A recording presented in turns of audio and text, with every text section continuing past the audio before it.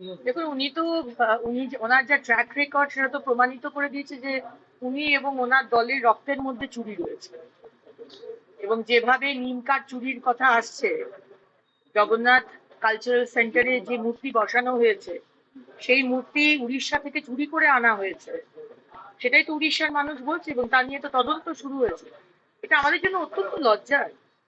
প্রথমত তো লজ্জার যে একটা কালচারাল সেন্টারকে ধাম বলা।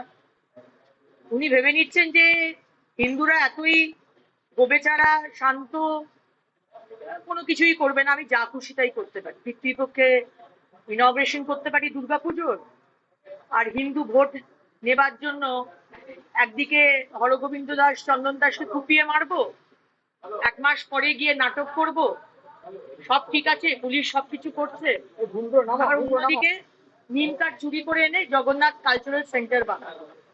সুতরাং তদন্ত হোক।